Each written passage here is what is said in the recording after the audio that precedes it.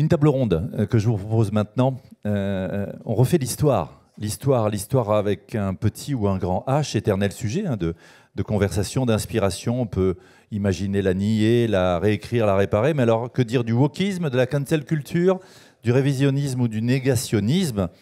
Entre l'interprétation et la falsification, il n'y a qu'un pas. On va en parler. Elle est journaliste engagée. Elle s'illustre par sa volonté de privilégier les faits aux humeurs, voire aux rumeurs. C'est aussi une infiltrée, comme dans le film de Martin Scorsese, vous vous souvenez, avec Leonardo DiCaprio, ou dans Donnie Brasco, où Johnny Depp infiltre une famille de la mafia.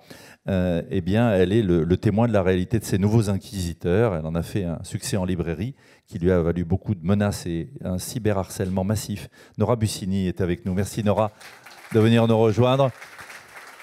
Voilà, je vous invite à vous installer là-bas, complètement de l'autre côté. Merci à vous. Les études mènent parfois à la célébrité et aux célébrités. C'est un peu votre histoire, cher Fabien, vous qui, après un stage, avez rencontré et interviewé Lynn Renaud, devenue spécialiste de la chanson française et internationale, vous qui vous définissez comme un serreur de main qui aime les gens. Vous avez raconté de multiples histoires de célébrités. Au fait, l'avez-vous réécrite, l'histoire de ces stars? On va le savoir. Fabien Lecoeuvre, à livre ouvert, il est là, Fabien. Merci de venir à mes côtés, cher Fabien. Je le disais, notre histoire avec un grand H, celle qui fait société, celle qui nous embarque, qui nous fait aimer la France. Il l'adore, il l'adule, il la promeut, il l'enseigne aussi. Auteur de nombreux best-sellers comme L'Histoire de France, De l'ombre à la lumière, ou Le petit manuel des valeurs et repères de la France. C'est un militant joyeux. Hein. Vite, Dimitri Casali, racontez-nous l'histoire. On peut vous applaudir.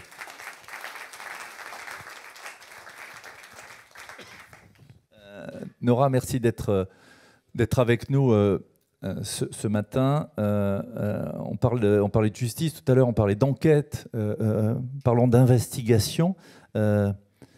L'investigation et l'engagement que vous avez est né d'un déclic. J'aimerais qu'on revienne à la genèse de tout ça. Oui, bien sûr. Bonjour à tous. Merci d'être là. Certains sont un peu habitués à mes conférences. J'en ai vu à plusieurs reprises déjà. J'espère ne pas être trop redondante, auquel cas je m'excuse. Alors oui, effectivement, moi je suis journaliste d'investigation. Je travaille actuellement pour deux médias, Le Point et Franc-Tireur. Mais ce déclic, je l'ai eu en 2022, alors que j'écrivais à l'époque pour le journal Marianne. En fait, moi, en tant que journaliste, je fais beaucoup d'enquêtes sur des sujets féministes, et particulièrement les violences faites aux femmes. D'ailleurs, on a un très beau colloque hier sur le sujet. Et en fait, j'ai pu couvrir la manifestation du 8 mars 2022, où l'un des engagements très louables de cette manifestation était la lutte contre les violences faites aux femmes. Et en fait, à cette manifestation, je me suis retrouvée face à un paradoxe qui me paraissait presque pour moi être une dissonance cognitive, puisque il y a eu, le 8 mars 2022, de nombreuses femmes qui se sont faites tabasser, rouer de coups et exfiltrer de cette marche parce qu'elles étaient accusées d'être transphobes. Alors moi, je découvrais un peu ce terme à l'époque, mais déjà, je me disais, bon, bah alors, admettons, même si elles sont transphobes, est-ce que ça justifie qu'on utilise des bâtons de pancartes où c'est marqué « Arrêtons de frapper des femmes » pour tabasser des femmes et trouver ça normal? Et c'est pour ça que je me suis dit, mais en fait, il y a quelque chose qui est en train de se passer au sein des luttes militantes pour qu'on en vienne à justifier la violence, à la mettre en scène, sous couvert justement de lutter contre les discriminations. Ça, c'était le déclic. Autre déclic, Dimitri, qui vous a fait promouvoir cette France, cette histoire de France, c'est l'histoire par le cœur. C'est ça qui vous anime, hein? Vous m'entendez? Oui, très. Effectivement, après 13 années d'enseignement en zone d'éducation prioritaire à Cergy-Saint-Christophe, donc non loin de l'ESSEC. Voilà. Et effectivement, j'ai eu cette révélation, transmettre avant tout notre histoire de France qui est si universelle, basée sur des valeurs fondamentales, qui forment à la citoyenneté, et le message principal que nous devons. Pour moi, la crise que nous vivons est avant tout éducative. Il faut transmettre à notre nouvelle génération toutes ces valeurs fondamentales que fait l'histoire. Malheureusement, on ne sait plus enseigner l'histoire aujourd'hui. C'est une histoire uniquement culpabilisante qui fait de la France basée sur la repentance et la culpabilisation. Ces statues que l'on abat. Voilà, et c'est ce que j'ai transmis dans mon livre sur les statues que l'on abat. À l'exemple, je ne sais pas si vous avez vu les statues de Louis XIV la semaine dernière qui ont été complètement taguées à Lyon, ou encore, regardez, la statue de la Liberté aujourd'hui est absolument illisible. Elle est recouverte de graffiti sur Gaza. Et voilà, c'est vraiment, on sent bien une perte de patrimoine mémoriel, mais aussi immémoriel. Mais c'est une atteinte au récit national, ça, Dimitri. Et après toutes ces années d'enseignement, après 40 ouvrages où j'abordais le sujet de la transmission de l'histoire. 6 manuels scolaires avec Jean-Pierre Chevènement, avec Jean-Pierre Chevènement, qui a eu beaucoup de succès. Je me suis dit, il faut être plus efficace, et je cherche justement, c'est pour ça que je reste plein d'espérance et positif. J'ai trouvé une nouvelle idée pour transmettre l'histoire par des spectacles ludo-éducatifs. Je suis aussi musicien et je compose donc des opéras rock sur l'histoire de France, des cathédrales au Général de Gaulle. Peut-être que nous viendrons bientôt à Avignon, je l'espère.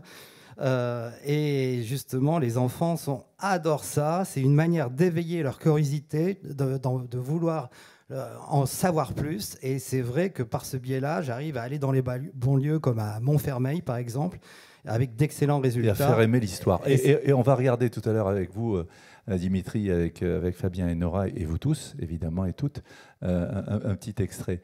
Fabien, merci d'être avec nous. L'envie de raconter l'histoire, de raconter des histoires, c'est partie de cette passion pour la musique que tu as chevillée au cœur et au corps. Oui, c'est un peu ça, tout est parti. J'ai observé un jour, sur un podium d'une fête commerciale à Vernon, dans l'Eure où j'ai grandi, Jean Nohain, qui était venu signer des photos et des livres, et qui avait raconté comment était né un des plus grands succès de France, qui était devenu une comptine pour enfants.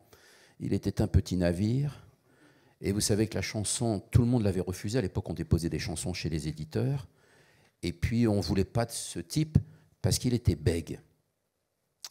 Et puis il y a eu un éditeur qui a eu une intelligence au-delà de tout. Quand il a fait son audition pour proposer sa chanson à une maison d'édition, il était un petit navire qui n'avait jamais navigué. Et l'éditeur a dit, c'est de là. Mais bon sang, il me dit, mais c'est génial. Et ils en ont fait un tube énorme, énorme, parce que c'est ce défaut qui est devenu absolument positif. Quand j'ai entendu Jean Nohain raconter ça, j'ai trouvé ça... On va sortir ça dans les dîners, là, les amis. Hein. Ouais. Ça, j'adore. Ouais, et quand j'ai trouvé ça, j'ai dit, mais ça, c'est le merveilleux de l'histoire, de la vie. Et j'en ai fait depuis un dictionnaire qui est réédité tous les 2-3 ans, enfin, qui s'appelle le dictionnaire officiel. Je fais ça avec la SACEM. Je suis expert pour les tribunaux. C'est ce que je disais d'ailleurs à notre amie qui est précieuse pour la justice. Voilà, et j'ai écrit 65 livres. Et donc, voilà comment démarrent des fois les vies. Parce que quelque part aussi, je pense que c'est une réparation. C'est une vraie réparation. La chanson, est-ce que vous imaginez un instant une vie sans chanson ? C'est impossible. On est d'accord. Toi qui as fait, tu disais 65 livres, de Brel à Goldman, à Céline Dion, à Mylène Farmer. On n'y arriverait pas. Et puis, un des plus gros succès que j'ai fait en livre, c'était l'histoire de France en chanson. Parce que je suis parti du Roi d'Agobert jusqu'à un dimanche de janvier par Johnny Hallyday. Ah, c'était donc toi.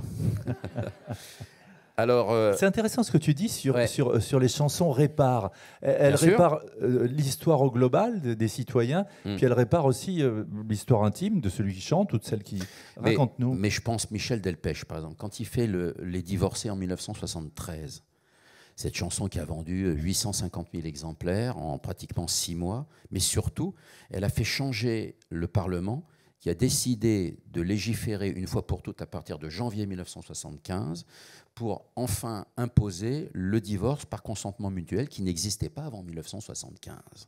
Donc une chanson peut réparer aussi, quelque part, un comportement ou améliorer en tout cas la vie d'un pays, d'un peuple, voilà, qui finalement, on ne divorçait pas sans consentement mutuel avant 75. Dimitri réagit, et puis après on va regarder le petit film. Réaction. Oui, un exemple dans mon opéra rock, il y a dit 20 tableaux, il y en a une sur Henri IV, bien sûr, et Henri IV, c'est « Ralliez-vous à la laïcité ». Et là, je fais participer les enfants sur scène avec nous, avec cette chanson « Ralliez-vous à la laïcité », et j'ai d'excellents résultats, parce qu'après, non seulement ils me disent à la fin de la chanson « Oh, Henri IV, c'est un mec vachement sympa ». Et quand est-ce que tu me le présentes, ouais. C'est ça, c'est ça. Alors, on regarde, si vous voulez bien, les amis, en régie, le petit film sur ce que Dimitri fait avec les enfants. Et vous savez quoi ? C'est l'heure d'apprendre l'histoire de France en chanson et en rock and roll. Faites du bruit!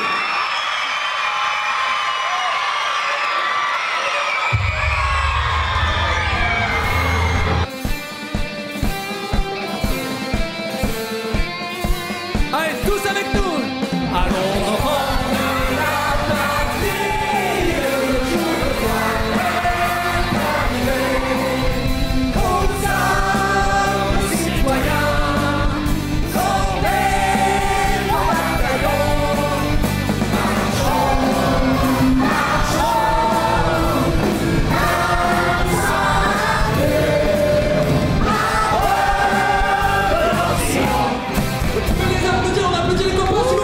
On applaudit Dimitri aussi et tout ce qu'il fait. L'histoire de France.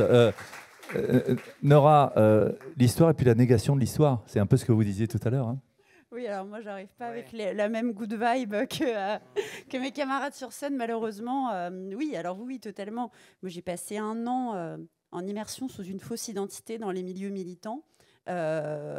Infiltré donc, hein, en fait. Oui, infiltré. Bah, c'était pas au courant que j'étais journaliste, puisque à la base, je voulais échanger avec eux, mais comme pour eux, je travaillais pour des médias fascistes d'extrême droite, qui étaient Le Point. Voilà. Donc bon, c'était un peu compliqué de les aborder parce qu'ils refusaient les interviews. On va rentrer justement dans cette infiltration avec vous, Nora, mais en fait, ça part d'une idée, c'est que l'effet d'abord plutôt que l'interprétation. Exactement. En fait, j'entendais énormément de gens employer le terme wokisme, que je trouvais un petit peu être un mot parfois fourre-tout, puisqu'il venait essentialiser des gens en disant, par exemple, si tu es homosexuel, c'est que tu es woke, si tu es féministe, c'est que tu es woke. Et catégoriser. Oui, c'est ça. Catégoriser, mettre des étiquettes. Et moi, j'avais l'impression que les gens que j'interviewais ne se qualifiaient pas de woke. Enfin, j'ai rencontré personne qui dit « je suis woke ». Il y avait Rokhaya Diallo il y a quelques années quand le terme est arrivé, mais depuis plus du tout. Alors, avec ironie. En fait, je me suis dit, mais qu'est-ce que c'est que le wokisme? Est-ce qu'il y a une vraie idéologie? Est-ce qu'il y a un danger réel chez ces milieux militants? Et c'est pour ça que j'ai vraiment voulu faire cette année sous forme de caméra cachée avec eux et dans plusieurs villes de France, pas que Paris. J'ai fait beaucoup de manifestations, des rassemblements. Je suis retournée à la fac pour voir aussi comment ça se passait sur les campus, ce qu'on nous enseigne. J'ai fait des actions. Parce que là, on est loin des Lumières. Hein. Alors, d'ailleurs, il y a une totale opposition aux Lumières. En fait, il y a une vraie... pour expliquer ça, c'est qu'il y a un refus, une honte et une haine de l'histoire. Et le problème, c'est que quand on nie l'histoire, on vient en commettre les pires exactions parce qu'on oublie ce qui s'est passé. Preuve en est, l'antisémitisme qui explose en France depuis le 7 octobre, mais qui est totalement justifié sous prétexte de citer une partie de l'histoire qui, en plus, est erronée en tout cas du point de vue français. Moi, je ne suis pas reporter au Moyen-Orient, mais ce qui se passe en France est terrifiant. Je parlais du 8 mars 2022 tout à l'heure, mais moi, j'ai couvert le 8 mars 2024, 2 ans plus tard, où des femmes juives ont été agressées, exfiltrées, traitées de sales juives, nazies. Mais quel paradoxe, en fait. Et ça, c'était dans les rues de Paris.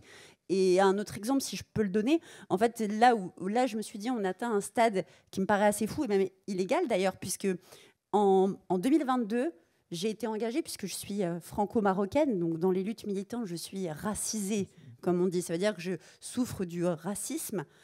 Donc, j'ai été engagée dans une manifestation qui s'appelle la Pride radicale, qui a réuni 40 000 personnes l'année où j'y ai participé. Et mon rôle en tant que personne racisée était de faire appliquer la non-mixité. Alors, qu'est-ce que c'est appliquer la non-mixité? C'est-à-dire trier les gens selon la couleur de peau, l'origine, pour laisser les personnes dites racisées entre elles et les blancs à la fin du cortège. Et donc moi, mon rôle, parce qu'au début, ils étaient assez embarrassés, ils se retrouvaient, et on n'était pas encore après le 7 octobre, on se retrouvait avec des questions qui étaient de dire, mais comment on trie les juifs? Où est-ce qu'on les met? Est-ce que les juifs sont privilégiés ou non? Ensuite, ça se retrouvait à d'autres débats qui étaient, est-ce qu'on peut en demander à des blancs de trier d'autres blancs? Et ça a donné plein de questions comme celle-là qui ont donné lieu. Moi, j'ai été engagée, 40 000 personnes à Paris en 2022, et j'ai appliqué des lois de ségrégation raciale, et qui étaient en plus autorisées pour certaines assos subventionnées. Dimitri, je vois que vous avez envie de réagir. Il y a une histoire, oui, on peut le dire, entre guillemets, de défendre un récit national. Et de l'autre côté, on a idéologie, hein, c'est ce que disait Nora, oui. et puis du wokisme. Oui, tout à fait. Alors j'adore ce que vient de dire Nora, c'est contraire à notre histoire. C'est ça que les gens aujourd'hui, tellement il y a une ignorance crasse, ont complètement oublié, c'est que l'histoire de France est vecteur de citoyenneté et vecteur d'intégration depuis plus de 150 ans. Et on a complètement oublié, on plaque les représentations américaines ou d'Afrique du Sud sur notre histoire. Et c'est faux. La France, dès 1879, nous avions un maire noir à Paris, par exemple.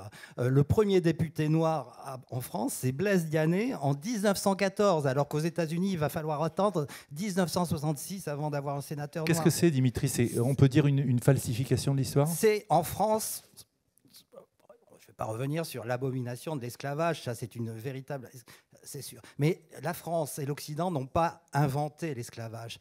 La France et l'Occident ont inventé son abolition, c'est-à-dire grâce aux valeurs des Lumières, effectivement, ce sont nous qui avons inventé l'esprit critique, la liberté d'expression. Et il faut arrêter cette repentance que nous lisons, comme dit Noah aujourd'hui. On a atteint des points de non-retour. Moi, je me place uniquement au niveau de l'éducation nationale, puisque je vais encore beaucoup dans les écoles. Et l'histoire que nous apprenons à nos enfants aujourd'hui est une falsification de l'histoire. On fait croire aux petits Français, quelles que soient leurs origines, que la France était uniquement esclavagiste au XVIIIe siècle, tous d'abominables et colonialistes au XIXe, et enfin tous collabos au XXe. Comment voulez-vous qu'on forme des citoyens français fiers d'appartenir à la communauté nationale? Ouais, on voit qu'il y a ce côté binaire et ce côté manichéen avec le bien et le mal que vous mettez en avant.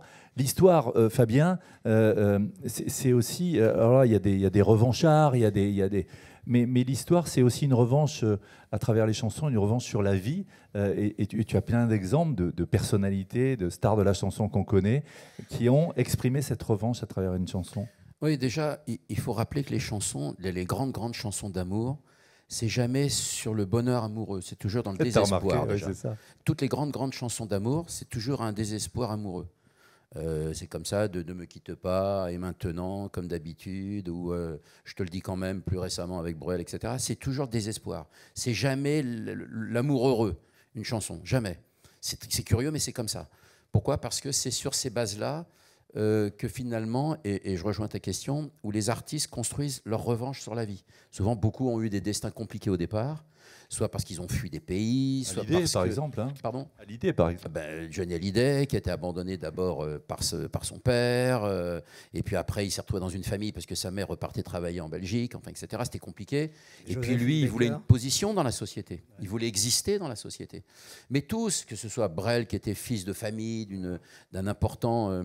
on va dire, une usine de cartonnerie en Belgique, enfin, etc. Lui, il y avait cette forme de révolte comme tout. Vous savez, la révolution de mai 68, elle ne s'est pas faite par les ouvriers, c'est par les fils d'eux, souvent.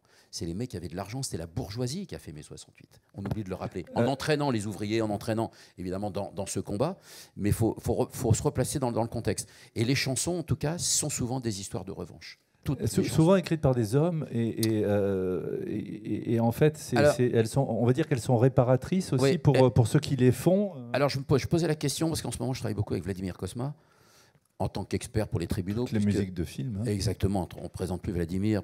Je suis en train de faire son inventaire de son œuvre manuscrite, ce qui est important pour faire une dation auprès de l'État, etc. Et il m'expliquait, lui qui a traversé le temps, qui a 84 ans cette année, et il me disait que le désespoir amoureux n'est pas le même chez les hommes et chez les femmes. Alors je lui ai dit, ah bon, expliquez-moi. C'est-à-dire que, alors, écoutez bien l'explication. Ce qui est pas, c'est la première fois que j'ai entendu ça, et finalement, c'est pas faux, à mon sens. C'est-à-dire qu'un homme, quand il s'est fait quitter par sa femme, il peut être malheureux aujourd'hui, demain, après-demain, et on va dire toute sa vie. Donc il va écrire des chansons sur ce désespoir, sur cette femme qu'il a quittée, cette femme qu'il aime toujours, même s'il referme sa vie, même s'il recrée sa vie, on va dire. Alors qu'une femme, quand elle est quittée par son mari qui est parti avec une plus jeune, ce qui est un classique dans notre société, même si personne n'en parle, la femme, elle va être malheureuse 2-3 jours. Le 4e jour, son mari, son ex-mari ou le père de ses enfants va devenir son pire ennemi. Parce que les femmes sont plus courageuses que les hommes, parce que je pense qu'elles donnent la vie, parce qu'elles ont cette force que n'ont pas les hommes, et qu'elles ont cette espèce de survie au-delà de tout. Et donc, il n'y a pas la même violence, même si le chagrin, on le sait, pour tout le monde, mais il n'y a pas les mêmes comportements, en tout cas. Et en matière de chansons, on l'observe énormément. Dimitri veut réagir? Oui, l'exemple, c'est Joséphine Baker, bien sûr. J'ai deux amours, mon pays et Paris. On voit bien que son histoire est merveilleuse, puisque, comme je le disais tout à l'heure, l'histoire de la France est vecteur d'intégration. Et l'exemple de Joséphine est absolument magistral, parce qu'elle arrive de Saint-Louis en 1925 et elle va trouver... C'est la France qui va faire de Joséphine Baker la première star noire internationale, 1925. Et elle vient avec Sidney Bechet, d'ailleurs, qui, quand il arrive à Paris, il dit « Paris est le paradis des Noirs ». 1925. CQFD. Nora, par rapport à ce que vous nous disiez tout à l'heure, les faits plutôt que l'interprétation des faits avec une prise de position. Donc on se retrouve avec cette caméra embarquée, quelque part, que vous véhiculez, caméra cachée. Racontez-nous comment ça commence, parce que c'est un scénario de film, mais c'est la vérité et c'est la réalité. Oui, alors c'est vrai que c'était d'abord l'idée de se créer une fausse histoire, un faux CV militant, une fausse identité sur les réseaux sociaux, apprendre des codes, avoir une personnalité qui est différente. Et après aussi, c'est le propre... comédienne après, hein? Oui, comédienne, exactement. Après, c'est aussi le rôle de... Il y a beaucoup de journalistes excellents qui l'ont fait avant moi. C'est aussi l'immersion, c'est tromper des gens. C'est tromper des gens, c'est jouer un rôle, mais c'est faire en sorte qu'eux soient dans leur élément naturel. Parce que comme je le disais, moi, j'aurais jamais fait cette immersion si on ne m'avait pas dit on te refuse cette interview parce que tu collabores avec des médias fascistes. Et aujourd'hui, on se retrouve avec ça. C'est que l'idée le mot facho, moi, je l'ai entendu pendant 1 an. Et le problème, c'est que quand on banalise ce mot, j'ai entendu quand même qu'Elisabeth Badinter était d'extrême droite. Je peux vous dire, voilà, c'est des choses où, en fait, comme on banalise tout ça, regardez ce qui se passe aujourd'hui et ce qui arrive demain. C'est qu'on en est venu à banaliser des extrêmes quels qu'ils soient. Et c'est ça aussi qui nie l'histoire. Et un autre exemple, parce que j'essaye de rester dans la thématique, ce sont des militants qui, en fait, ont une réelle haine et une envie de s'attaquer à la République sur plusieurs de ces piliers. Par exemple, j'ai été formée... tout à l'heure, voilà, tout à l'heure, j'ai vraiment réagi à ce qu'a dit Béatrice, parce que moi, j'ai été formée pendant 1 an à ce qu'on m'explique que la présomption d'innocence n'existe pas. Que si on vous désigne quelqu'un comme un agresseur, en tant que service d'ordre, membre d'association, etc., notre rôle, c'est de croire immédiatement les victimes, prévenir un maximum de potentielles victimes que cette personne est un agresseur, l'exfiltrer et pourquoi pas même le harceler, parce que il est agresseur. En tout cas, c'est ce qui nous a été dit. Donc déjà, on s'attaquait à la justice. Il y a une véritable haine des forces de l'ordre. J'ai participé à beaucoup de soirées anti-police où justement, on s'organisait dans des salles municipales, merci la mairie d'Ivry-sur-Seine, qui nous l'a prêté très gentiment, on s'organisait à en gros faire justice nous-mêmes sous la forme de milice, parce qu'à partir du moment où on contacte les forces de l'ordre, on est complice du fascisme. Et enfin, s'attaquer à la laïcité. Pendant 1 an, encore une fois, j'ai été formée à ce que la laïcité soit liberticide et islamophobe. Peu après le 7 octobre, malheureusement, il n'y a pas eu que le 7 octobre, il y a quand même eu l'assassinat de Dominique Bernard, professeur, décédé, si je ne me trompe pas, en novembre. Je suis navrée si je me trompe sur le mois, excusez-moi. Ce qui s'est passé, c'est que je travaillais sur Sciences Po. Et les étudiants de Sciences Po, certains avaient décidé de faire un hommage à Samuel Paty et Dominique Bernard en collant des affiches sur le campus, sur l'UEP de Paris. Ils ont dit hommage à 2 professeurs d'histoire qui sont morts et vivent la laïcité. Ces affiches, elles ont été saccagées et d'autres militants les ont agressées en disant « vous collez des affiches islamophobes ». Et ça, le problème, c'est que quand on a un raccourci et quand on nie totalement l'histoire, ça entraîne ce genre de dérive que moi j'ai même dû, alors discrètement parce que j'étais obligée de pratiquer. Oui, alors le métier de journaliste dans tout ça, parce qu'il y a une vraie politisation du journalisme, ça commence à devenir compliqué. Et puis, ce que vous avez vécu, Nora, aussi, on va appeler ça la purification. C'est les bonnes raisons qui sont dites et qui sont données. Vous vous souvenez, on fait ça au nom de la Sainte Inquisition. C'est pour ça que le titre du livre s'appelle « Les nouveaux inquisiteurs ». C'est mes éditeurs qui l'ont trouvé, parce que justement, on assistait à une nouvelle forme d'inquisition où on recherche une forme de pureté militante. Puisqu'on ne parle que par privilège et par oppression, on est tous soit le privilégié, soit l'oppressé de quelqu'un. Et en l'occurrence, c'est ce qui entraîne, sous couvert de lutter contre les discriminations, les pires exactions. Racisme, antisémitisme, agression sur des femmes, maintenant sur des mineurs, on l'a vu à Courbevoie, etc., etc. Mais toujours dans l'optique de l'idée de lutter pour le plus grand bien. Et c'est vrai que moi, je suis partisane d'un journalisme non militant, alors que j'ai beaucoup de confrères dans d'autres médias qui d'ailleurs se sont rués sur mon livre pour vérifier que tout était vrai et avéré, parce qu'il fallait évidemment des contre-enquêtes. Eux me disaient, nous, le journalisme ne peut pas ne pas être militant. Il faut qu'il soit militant et engagé. Et on le voit d'ailleurs depuis un mois avec les différentes campagnes politiques où... Voilà, c'est eux qui vous coupent le sifflet, mais Wilfried va faire quelque chose. Peut-être, Dimitri, vous pouvez passer le micro à Nora pour qu'elle termine. Réaction, Dimitri, et puis que fait le monde de l'éducation là? Oh bah, l'éducation nationale, c'est un tel naufrage. Non, mais c'est depuis 30 ans, il faut voir. Il faut quand même, vous savez qu'aujourd'hui, au dernier classement PISA, nous sommes 26e et 29e. Le classement PISA, c'est le classement des systèmes éducatifs du monde de 75 pays. Voilà. Et vous disiez aussi une vision simpliste de l'histoire. Hein, voilà. Et il faut savoir que dans les années 80, les premiers classements PISA, les pré-classements, parce que le premier est en 2000 où nous étions encore 10e, donc de 2000 à la 10e position, nous sommes passés à la 27e position, exactement entre 26 et 29. Et dans les années 80, il y avait les premiers classements où nous étions, tenez-vous bien, 3e système éducatif au monde. C'est-à-dire qu'il y avait des observateurs japonais, coréens, qui venaient observer comment l'école française républicaine fondée par Jules Ferry fonctionnait. Donc c'était une réussite totale que nous avons connue. Ça a bien changé. Fabien, je voudrais, puisqu'on parle de refaire l'histoire, on refait l'histoire. Comment tu travailles le travail de biographe? Est-ce qu'on réécrit l'histoire? Est-ce qu'on gomme des passages? Est-ce qu'on on pense à Thierry Leluron? On pense à plein de choses. Alors c'est très compliqué parce que je m'aperçois, moi je suis copain, en tout cas ami pour certains, avec beaucoup d'artistes, comme chacun le sait, j'en ai interviewé énormément depuis le début de ma carrière. C'est très difficile quand on doit faire un livre avec l'artiste, c'est très compliqué. Parce qu'à la fois, si on est un peu ami avec lui, on ne peut pas tout dire. Il y a une manière de le dire. C'est parfois mieux, quand on est biographe, comme je le suis, de ne pas connaître les artistes. C'est difficile maintenant, évidemment. Moi, à mon âge, c'est compliqué. Parce que je pense que l'écriture, elle est plus vive, plus percutante, en tout cas. Nerveuse, et peut-être plus vraie, quelque part. Quand on connaît les gens, on a tendance un peu à arrondir les angles. C'est un peu normal.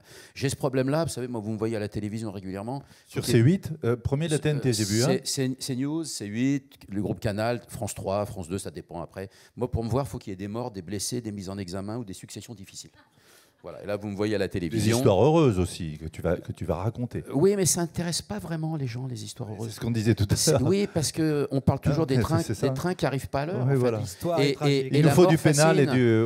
Et la mort fascine. C'est-à-dire que la plus longue émission que j'ai pu faire, c'est les obsèques de Johnny Hallyday que j'ai commenté sur TF1 entre Jean-Pierre Pernaut et Anne-Claire Coudray.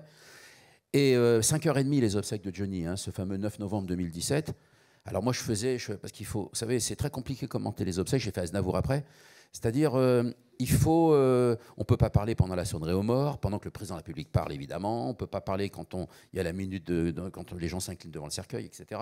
Mais par contre, autour, il faut parler, parce qu'il faut meubler. Il faut raconter des histoires aux gens à l'antenne. Donc ça, c'est compliqué, mais en même temps, on ne peut pas tout dire. Il y a un ton à adopter. On ne peut pas avoir Piaf, un ton... Donne-nous l'exemple de Piaf. Joyeux. Par rapport sur Édith Piaf, alors oui, alors là, quand on doit parler d'Édith Piaf, on parle de la légende. Parce qu'à partir de 1935, quand Piaf démarre sa carrière, on veut absolument dire, parce que ça correspondait à la France de 1935, qu'elle était née sur les marches d'une maison à Belleville. Or, elle est née à l'hôpital Thonon, à Porte de Bagnolet, enfin la clinique Thonon à Porte de Bagnolet, mais seulement pour d'un seul coup. Il y a toujours ce côté...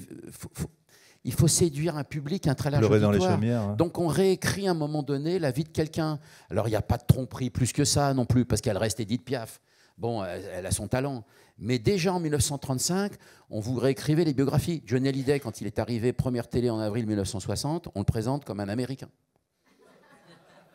On ne dit pas qu'il est belge, on dit pas que... Non, il est américain. reprenez les trucs de l'époque. C'est-à-dire que c'est hallucinant. C'est-à-dire qu'on arrange un peu l'histoire au début pour amener les gens de manière... et qu'on soit en 35 ou en 60, il faut séduire tout un peuple. On enjolive la réalité? Mais bien sûr. Tous les biographes vous le diront, on est obligé, quand on va aux archives, quand on contrôle les choses d'une manière importante, et c'est aussi mon métier aujourd'hui, on s'aperçoit que ce n'était pas du tout ce qu'on nous a raconté souvent.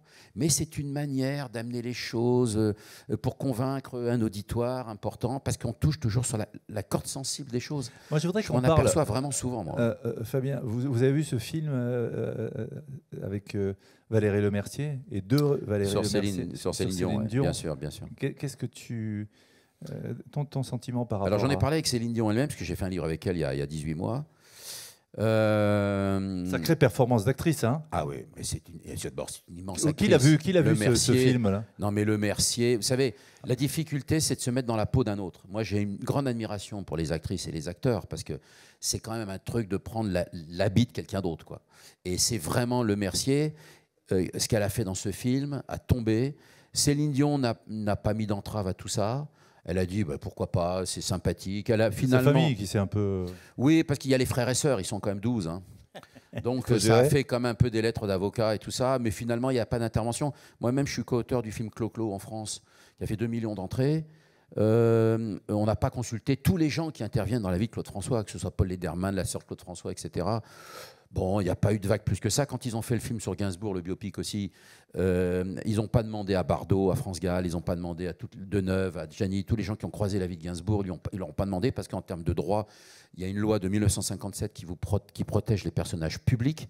La seule chose dans Gainsbourg, vous voyez dans le film, pour ceux qui ont vu le film, il y a un petit personnage de BD qui est dans Gainsbourg, parce que juridiquement, on peut expliquer que c'est une adaptation d'après la vie de Serge Gainsbourg. Donc on ne peut pas attaquer sur le fond, puisque c'est on va dire une parodie. Vous savez que les parodies, que ce soit pour les imitateurs ou pour les gens... Béatrice est attentive. Hein. Oui, je parle sous le contrôle d'un procureur. Donc voilà, donc on n'est pas obligé de demander à chacun. Attention, à condition que les propos ne soient pas mensongers, diffamatoires ou totalement diffamants, en tout cas pour la personne ou les gens qui ont travaillé autour de l'artiste. Mais c'est très compliqué à faire, hein, souvent ces films. Mais Céline Dion a bien aimé finalement, parce que on a reconnu quand même le personnage et tous les traits d'un artiste.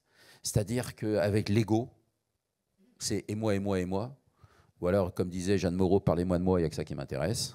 C'est-à-dire qu'il y a l'ego qui est mis en avant, mais en même temps, moi je défends toujours les artistes, parce que sans ego, vous ne montez pas sur scène. Et Dieu sait si j'ai interviewé bon nombre d'artistes, de Johnny à je ne sais plus qui, tout le monde, Mitchell, Vartan, enfin... Il suffit d'avoir quand même un ego bien placé. Non, mais on ne monte pas sur scène, parce que pour être un soleil pendant 2 heures, oui, pour irradier, il faut y croire. Mais c'est-à-dire qu'il faut aimer se voir dans un miroir aussi. Alors, Nora, vous n'étiez pas dans un miroir, vous étiez caché. Transition, chapeau, hein, parce que... Belle perf, un peu de souplesse, on entretient. Jean-Michel, on fait des exercices ensemble. Franc-tireur, Christophe est là, je le salue. Parle-nous de Franc-tireur, parce que c'est du journalisme au service de la passion, évidemment, et de la raison. Ça va dans le sens de...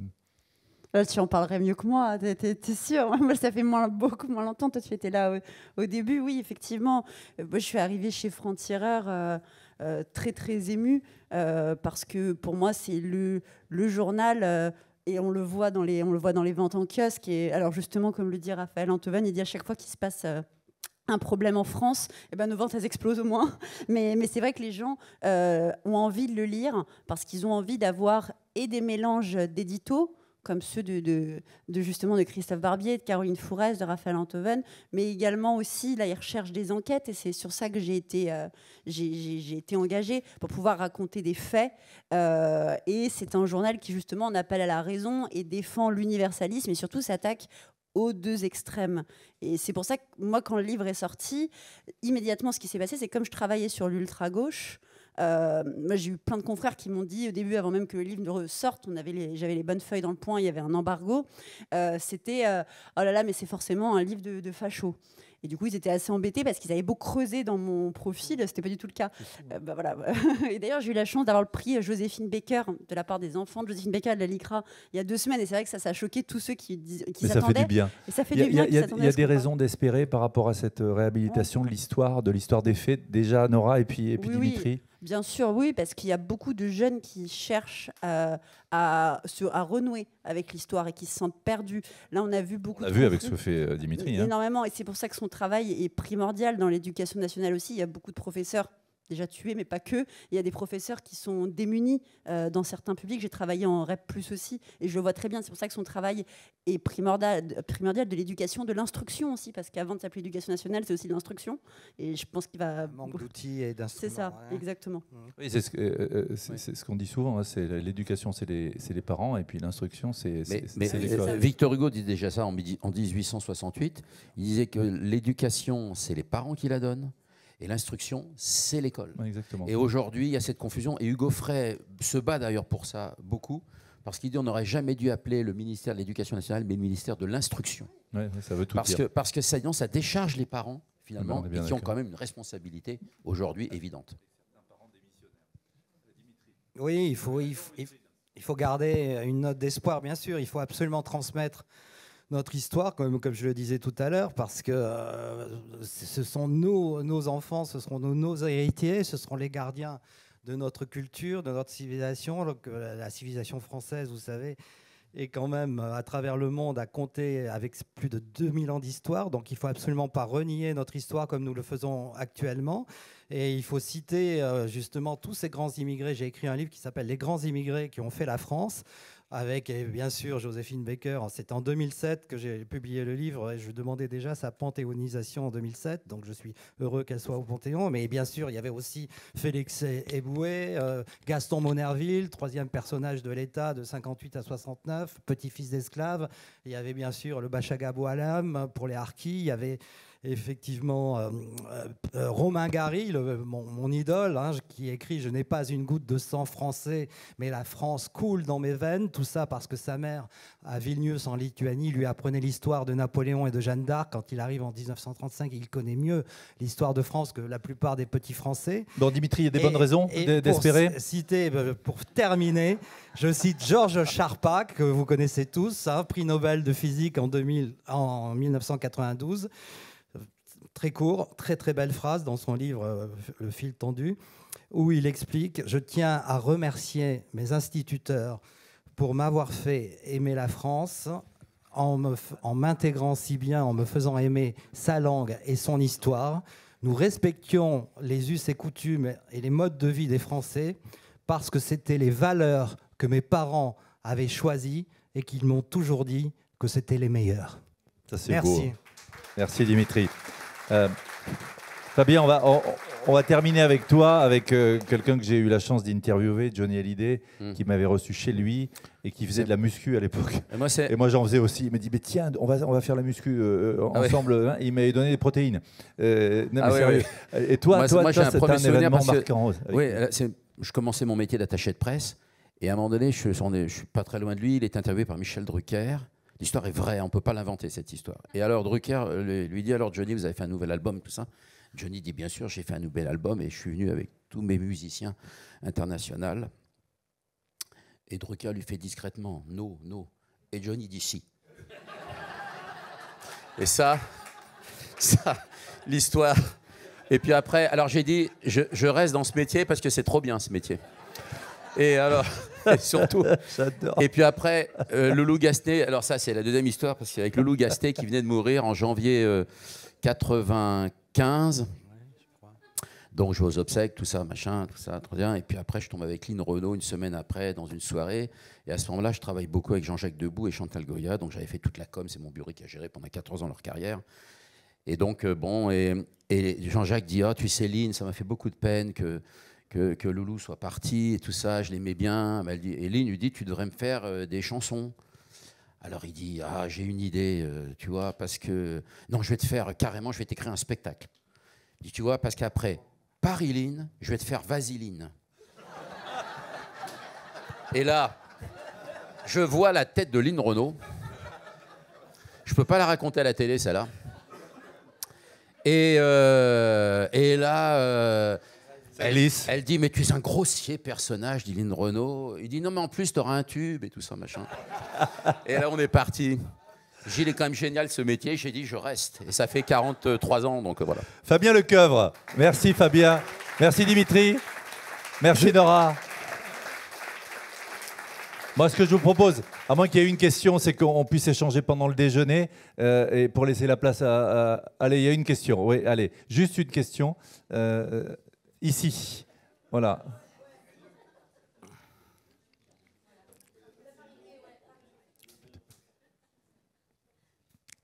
Merci. Philippe Gabillet de l'ESCP. En fait, c'était pour Nora. En fait, vous avez eu le prix Joséphine Baker, ce qui est formidable. Mais franchement, moi, j'ai lu votre livre. Ça aurait mérité un autre prix, qui est le prix Albert Londres. Alors, ça n'a pas été fait, ce qui est un scandale. Donc, j'en ai parlé à Albert Londres.